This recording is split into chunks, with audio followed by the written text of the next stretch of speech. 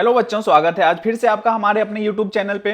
दोस्तों आज हमारा डे 3 है। इसका मतलब है कि हमने डे 2 कंप्लीट कर चुके हैं।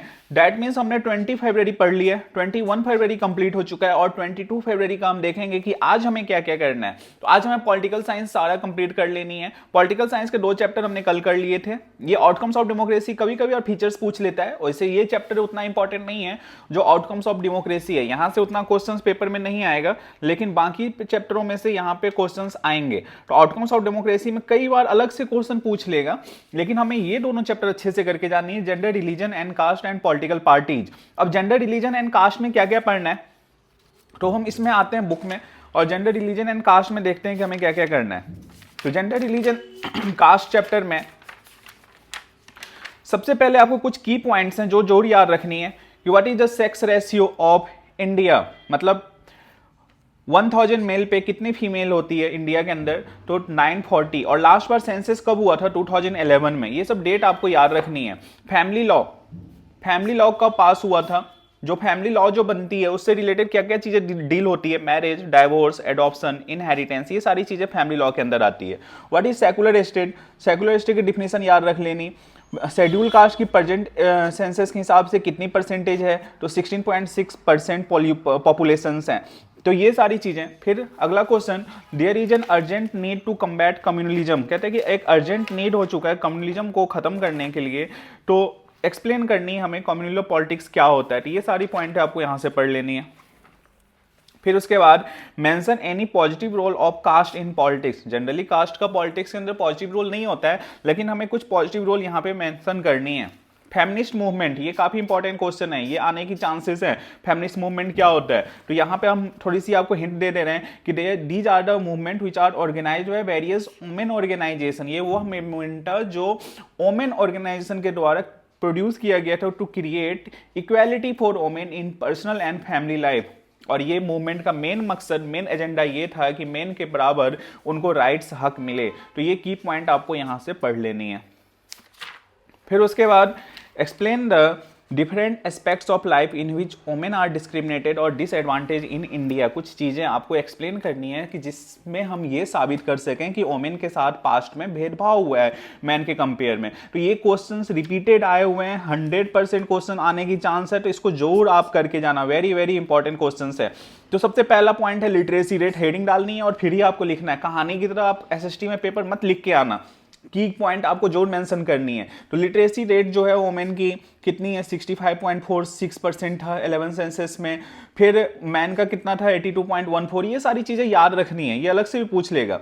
अनपेड वर्क, कई बार वुमेन काम करते थे लेकिन उनको काम के बदले पैसे नहीं मिलते थे। सेक्स रेशियो, मतलब 1000 पीपल पे अभी भी इंडिया के अंदर सेक्स रेशियो जो है वो 940 वुमेन की है। डोमेस्टिक वायलेंस, कई जगह हमें न्यूज में सुनने को मिल जाता है कि आज के डेट में भी वुमेन के साथ डोमेस्टिक वायलेंस हो रहा है। तो ये सारी चीजें की पॉइंट्स हमें याद रखनी है और इसमें पॉइंट लिख के आनी है।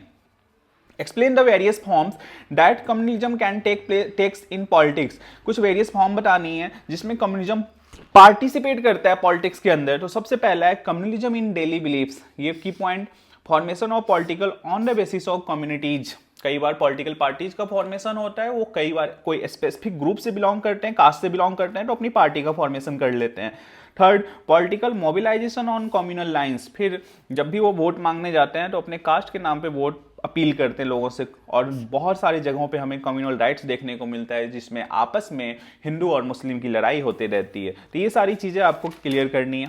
तो इस चैप्टर से उतना कुछ नहीं आता है, लेकिन ये आपको इंपॉर्टेंट था जो मैंने आपको बताया, तो आपको करके जाना। फिर हमारा आज का लास्ट चैप्टर जो है पॉलिटिकल पार्टीज, जोर अच्छे से करके जाना। पॉलिटिकल पार्टीज में हमें क्या क्या चीजें पढ़ के जानी है, ये इंपॉर्टेंट है। 3 कंपोनेंट कौन कौन से होते हैं पॉलिटिकल पार्टीज के, एक तो लीडर होता है, एक एक्टिव मेंबर्स होते हैं और एक हमारा फॉलोअर्स होता है। What are the advantage of multi party system, mention any two. Multi party system की एडवांटेज आपको बतानी है। Parties have play decisive role in making law for a country, कैसे, तो ये पॉइंट एक्सप्लेन कर लेना। व्हाट इज वन पार्टी और सिंगल पार्टी सिस्टम, इनके बीच में हमें डिफरेंस बतानी है कि वन पार्टी सिस्टम और मल्टीपल पार्टी सिस्टम क्या होता है। तो मल्टीपल पार्टी सिस्टम जिसमें 2 या 2 से ज़्यादा पार्टी होती है उसे हम मल्टी पार्टी सिस्टम बोलते हैं, और जहाँ पे सिर्फ एक पार्टी होती है उसे हम वन पार्टी सिस्टम बोलते हैं। ये इसमें लोगों के पास चॉइस होता है और इसके अंदर कोई चॉइस नहीं होता है। It allow variety of interest and opinion to enjoy political representation, और वन पार्टी सिस्टम में वेराइटी ऑफ इंटरेस्ट और ओपिनियन नहीं आता है। फिर अगला, this system accommodate diversity to help to depend democracy, ये डेमोक्रेसी को काफ़ी ज़्यादा डीप करता है। One party system is near dictatorship, one party system में क्या होता है, डिक्टेटरशिप चीज़ें आ जाती हैं। तो ये डिफरेंस आपको जरूर अच्छे से करके जाना है, ये भी पेपर में पूछेगा। अपोजिशन का रोल क्या होता है, हम सबको पता है कि गवर्नमेंट प्रॉमिस करके आती है और गवर्नमेंट वो प्रॉमिस फुलफिल नहीं करती है, तो अपोजिशन उस चीज़ को हाईलाइट करता है और बताता है कि आप ये प्रॉमिस किए थे तो आपको इसको क्लियर करना चाहिए। बीजेपी का फॉर्मेशन कब हुआ, इंडियन नेशनल कांग्रेस का फॉर्मेशन कब हुआ, ये भी क्वेश्चन आपको करना है। इंडियन, तो यहां से आपको बीजेपी की फॉर्मेशन 1980 में होती है और इसे पहले भारतीय जनसंघ कहा जाता था। तो इसकी आइडियोलॉजी, बीएसपी का फॉर्मेशन ये 1984 में हुआ था under the leadership of Kashiram. तो ये सारी चीज़ें आपको पढ़ के जानी है। सीपीआई की फॉर्मेशन 1964 में मार्क्सिस्ट लेनिन्स के द्वारा। तो इंपेरियलिज्म और कम्युनिज्म पे पार्टी ये डिबेट करती थी। तो ये सारी चीज़ें जो है आपको डेट का फॉर्मेशन पढ़ के जोड़ जाना है। मेजर फंक्शंस क्या क्या होती है पॉलिटिकल पार्टीज की, तो ये भी इंपॉर्टेंट क्वेश्चंस हैं जो पेपर में आया हुआ है, काफ़ी ज़्यादा इंपॉर्टेंट क्वेश्चन है। अब इसमें हमें क्या देखनी है, इलेक्शन। मेन काम क्या होता है, पार्टीज का इलेक्शन में जाती है, फिर सरकार बनाती है और गवर्नमेंट रन करती है। डिक्लेरेशन, अपनी पॉलिसी लोगों के सामने रखती है। मॉल्डिंग पब्लिक ओपिनियन, लोगों के जो ओपिनियन होते हैं उसको हाईलाइट करती है। Link between government and people, और एक तरह से ये लिंक प्रोवाइड करती है लोगों के बीच में और सरकार के बीच में। ये भी क्वेश्चन आने के चांसेस हैं। What are the major challenges which the political parties faced in present era, present situation में मैक्सिमम डिसएडवांटेज क्या है पॉलिटिकल पार्टीज को जो फेस करना पड़ रहा है। तो लैक ऑफ इंटरनल डेमोक्रेसी, मतलब पार्टी के अंदर डेमोक्रेसी स्टैब्लिश नहीं हो पा रहा है। कोई एक मेंबर यदि कोई बड़े फैमिली से बिलोंग करता है और उसकी पार्टी है, तो हमेशा जिंदगी भर उसी पार्टी से कोई ना कोई उस पार्टी का प्रेसिडेंट बनते रहता है। तो इसको हम लैक ऑफ इंटरनल डेमोक्रेसी बोलेंगे। जो नॉर्मल कार्यकर्ता है उनको मौका नहीं मिलता है। डायनेस्टिक सक्सेशन, उसी चीज़ को बढ़ाते रहते हैं। कई बार पार्टियां मनी और मसल्स पावर दिखाते हैं। Lack of meaning point choose to the voters, voter के पास उतने चॉइस नहीं होते हैं। निगेटिव पॉलिटिक्स, कई बार वो सरकार जो है वो निगेटिव पॉलिटिक्स भी करती है पार्टियाँ। तो ये सारी चीज़ें हैं जो आपको याद रखनी है। फिर एक और question, explain some major to strengthen the electoral system of India, electoral system हम कैसे इंडिया में बढ़ा सकते हैं। तो ये अलग अलग चीज़ें हैं जो हमें पढ़ के जानी है, क्या क्या चीज़ें हम कर सकते हैं जिससे स्ट्रेंथ मजबूती मिलेगी। तो provision of state funding of election, election के स्टेट फंडिंग अलग से होनी चाहिए। इंटरनल अफेयर्स पॉलिटिकल पार्टीज के अंदर रेगुलेट होना चाहिए। कोशिश ये होनी चाहिए कि जितने कम से कम कैंडिडेट इलेक्शन में खड़ा हो सकें उतना सही रहेगा।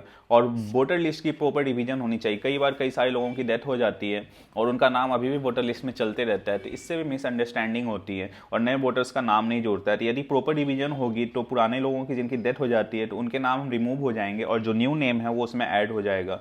लोगों का रोल काफ़ी ज़्यादा इंपॉर्टेंट होता है, तो ये चीज़ें हमें करके जाननी है। हाँ, ये क्वेश्चन भी काफ़ी इंपॉर्टेंट है कि difference between regional party and national party. Regional party और नेशनल पार्टी के बीच में क्या डिफरेंस है। लोकल पार्टी हम उसे कहते हैं जो एटलीस्ट 6% वोट रिसीव करे लेजिस्लेटिव असेंबली के अंदर, स्टेट के अंदर, एंड कम से कम 2 सीट उसे जीतना चाहिए as a state party. National party के अंदर वोट लेने की परसेंटेज तो वही है पूरे देश भर के अंदर, लेकिन उसे कम से कम 4 स्टेट के अंदर इतने सीट परसेंटेज वोट आनी चाहिए और एटलीस्ट 4 सीट उसको जीतना चाहिए लोकसभा के अंदर, तब वो नेशनल पार्टी कहलाएगी। ये जो रीजनल पार्टी है सिर्फ लोकल लेवल पे होती है, नेशनल पार्टी पूरे देश भर में होती है।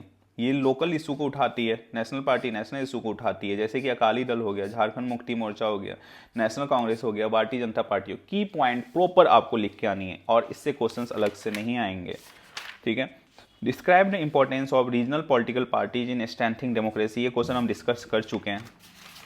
आपको सिंबल्स भी याद करके जानी है जो यहाँ से क्वेश्चन आते हैं। तो अब हम ज्योग्राफी में आते हैं। आज के डेट में हम यदि देखेंगे तो आज हमें एक चैप्टर ज्योग्राफी का भी करके जाना है, रिसोर्सेज एंड डेवलपमेंट, 22 फरवरी को। तो रिसोर्सेज एंड डेवलपमेंट में हम देख के जाएंगे कि क्या क्या हमें चीज़ें पढ़ के जानी है। तो मैं आपको बताने जगह हूँ कि रिसोर्सेज एंड डेवलपमेंट में हमें क्या क्या पढ़ना है।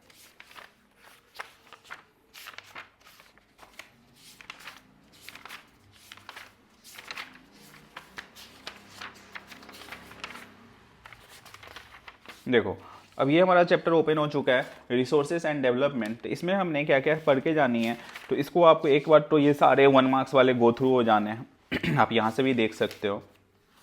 फिर सबसे पहला definition what is resource, 2 example के साथ आपको बतानी है। जो भी हमारी नीड को पूरा करता है उसी को हम रिसोर्सेज बोलते हैं। मेन चीज़ें जो हमें पढ़ के जानी है, कुछ छोटे छोटे डिफिनीशंस होते हैं जो पेपर में पूछ लेता है। Strip cropping, seat erosion, contour plugging, गली इरोजन, बैड लैंड, ये सारी चीज़ आपको करके जानी है। पहला क्वेश्चन जो सबसे इंपॉर्टेंट है, रिसोर्सेज प्लानिंग कैसे इंपॉर्टेंट है। इनकी 3 चीज़ें आपको पढ़ के जानी है कि ये irrational consumption and over utilisation जो होती है उससे रिसोर्सेज आने वाले टाइम पे ख़त्म हो सकते हैं। तो उसको प्रोटेक्ट करने के लिए जरूरी है हम अपने रिसोर्सेज को कंजर्व करना, और हम उसमें नेचुरल रिसोर्सेज का यूज करते हैं ताकि हमारे पास नेचुरल रिसोर्सेज काफ़ी सालों तक रहे। नेचुरल रिसोर्सेज फिक्स क्वांटिटी में होता है, उसे हम फिर से प्रोड्यूस नहीं कर सकते, इसीलिए रिसोर्सेज प्लानिंग काफ़ी ज़्यादा इंपॉर्टेंट है। तो ये की पॉइंट हमें वहाँ पे लिख के आनी है। What is the role of human in resource development, human का क्या रोल है। तो सारा कुछ तो ह्यूमन एक्टिविटीज से ही हो रही है। आज हमारी इतनी टेक्नोलॉजी एडवांस हो चुकी है तो वो सब ह्यूमन की वजह से ही है। ये सारी चीज़ें आपको करके जाना है। हाँ, ये परसेंटेज वाली पार्ट्स आपको जोर करना है कि हमारे लैंड एरिया को कितने पार्ट में डिवाइड किया गया है। तो जनरली प्लेन एरिया जो है वो 43% है, माउंटेन एरिया 30% है और प्लेट्यू रीजन 27% है। तो ये परसेंटेज वाली क्वांटिटी याद रखना। ओवर इरिगेशन और माइनिंग लीड कैसे लैंड डिग्रेडेशन को ख़त्म कर रहा है, तो इसके भी पॉइंट आप याद रखोगे। फिर ये क्वेश्चन सॉल्ट सॉइल का फॉर्मेशन कैसे होता है, किन किन चीज़ों पे डिपेंड करती है, तो ये आपको याद रखना है। यहाँ पे वही रिसोर्सेज प्लानिंग में जब हम आते हैं तो रिसोर्सेज प्लानिंग क्या होता है, ताकि हम अपने रिसोर्सेज को प्रॉपर यूज कर सकें। इसके जो 3 पॉइंट है, identification and inventory, involving a planning structure, और third matching the resources development plan with overall national development plan, तो ये आपको देख लेना है। फिर अगला, which is most widely spread and important soil of India, सबसे ज़्यादा इंडिया के अंदर कौन सा सॉइल यूज होता है, तो एलुवियल सॉइल है। 4 कैरेक्टरिस्टिक्स बतानी है इसकी। तो alluvial soil maximum transported soil होता है, अलग अलग प्रोपोर्शंस में होती है। इसकी पूरी कैरेक्टरिस्टिक्स आपको याद रखनी है। इसको 2 पार्ट्स में डिवाइड किया जाता है, ओल्ड एलुवियल और न्यू एलुवियल, जिसे बांगर और खादर बोलते हैं।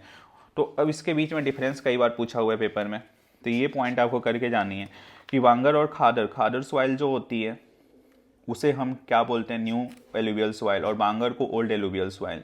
ये फाइनर टेक्सचर में होता है, ये कोर्सर टेक्सचर में होता है। खादर सॉइल न्यू है तो इसलिए ज़्यादा फर्टाइल है क्योंकि इसमें लेस क्वांटिटी ऑफ कंकर प्रोड्यूस है, और इसके अंदर ये लेस फर्टाइल होता है क्योंकि यहाँ पे ज़्यादा कंकर नोड्यूल्स प्रेजेंट होते हैं। तो ये पॉइंट है हमें यहाँ से करके जानी है। फिर अगला आता है कि विच soil is called regur soil, black soil को हम रेगुर सॉइल बोलते हैं और उसके कैरेक्टरिस्टिक्स हमें याद रखनी है। ठीक है, ये फाइन मटेरियल्स में होता है, इसके अंदर कौन कौन से न्यूट्रिएंट्स ज़्यादा होते हैं, तो ये जरूर याद रखना, calcium carbonate, magnesium carbonate, potash and lime. ये सॉइल जो जनरली पुअर होता है फॉस्फोरिक कंस्टेंट में, और इसकी कैपेसिटी होती है कि मॉइस्चर को ज़्यादा से ज़्यादा होल्ड करके रख सके।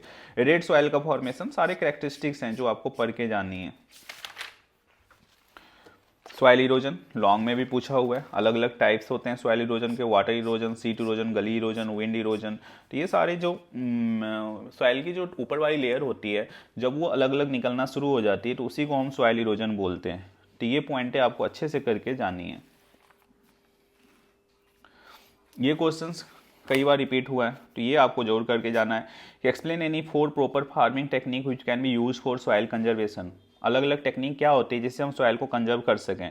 तो एक तो क्रॉप को रोटेट करके, दूसरा settle agriculture, terracing and control bounding. तो ये की पॉइंट्स हैं। ये सारे पॉइंटें आपको याद रहेगी तो आप आंसर लिख लोगे। स्ट्रिप क्रॉपिंग, शेल्टर बिल्ड, तो ये यहाँ से आप अच्छे से क्वेश्चन ये करके जाना। एक क्वेश्चन जो है एनसीईआरटी से जो कई बार पूछा गया है कि 4 steps taken to solve the problem of land degradation. तो सबसे ज़्यादा माइनिंग एक्टिविटीज होती है उसको मॉनिटर करना होगा, इंडस्ट्रियल वेट्स को रिड्यूस करना होगा, प्रॉपर यूज होना चाहिए केमिकल और फर्टिलाइजर का, और कम से कम यूज हो ताकि हम अपने ऑर्गेनिक मिट्टी को बचा सकें। तो ये सारी चीज़ें हैं जहाँ से क्वेश्चंस पेपर में आएगी।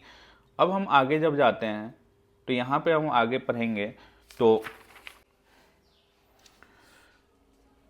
व्हाट इज सस्टेनेबल डेवलपमेंट, ये करके जाना। सस्टेनेबल डेवलपमेंट का मतलब क्या होता है कि हम फ्यूचर जनरेशन को ध्यान में रख के डेवलपमेंट करें। ये नहीं कि हम अभी प्रेजेंट में जैसे जी रहे हैं और हम प्रेजेंट में सारे पेड़ पौधे को कट कर दें और फ्यूचर के लिए कुछ छोड़े ही ना, तो ऐसे डेवलपमेंट का कोई मतलब नहीं है। तो हमारे डेवलपमेंट इस तरह से होना चाहिए कि ताकि प्रॉपर डेवलपमेंट इसका हो सके।